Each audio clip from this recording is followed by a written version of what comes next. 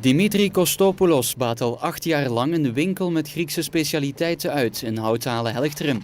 Hij volgde de verkiezingen van gisteren op de voet en begrijpt de keuze van de Griekse bevolking. Als wij telkens op verlof in Griekenland gaan, zeggen ze daarover, ze moeten maar besparen, besparen, besparen. Het wordt tijd dat er een ommekeer komt. En die ommekeer is gisteren geweest. Syriza scoort afgetekend bij Griekse verkiezingen. Ook de familie Damasouliotis uit Genk denkt daar zo over. De keuze voor Syriza en Alexis Tsipras was volgens hen de enige optie. De manier dat ze nu bezig waren met die besparingen waren te streng, te hard. En ik denk niet dat ze nog... de Grieken zagen geen toekomst meer. Werkgelegenheid 0,0. Jongeren meer dan 50% werkloos. Talenten trekken weg uit Griekenland.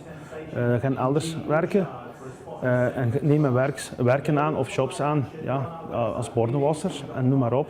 Dus investeringen blijven uit. 90% van Dimitris producten komen uit Griekenland. De economische crisis, daar heeft hij dus ook in Limburg gemerkt. Vroeger kregen wij de goederen naar hier en we betaalden na 2-3 maanden. Nu is het op voorhand betalen, vooraleer jij iets krijgt. We hebben zelfs een mail gekregen van iemand uit de Vlaanders, een Belgische vrouw, die een Griekse vriend had. Die chirurg was in Athene en die een plaats in onze firma wenste, als verkoper desnoods. Dus je ziet toch dat op hoog niveau die mensen naar buiten willen komen. Vanmiddag legde Tsipras de eed af als nieuwe premier. Het strenge besparingsbeleid van Europa terugschroeven is de grootste uitdaging. Een mogelijke exit uit de eurozone zien de Limburgse Grieken niet meteen gebeuren.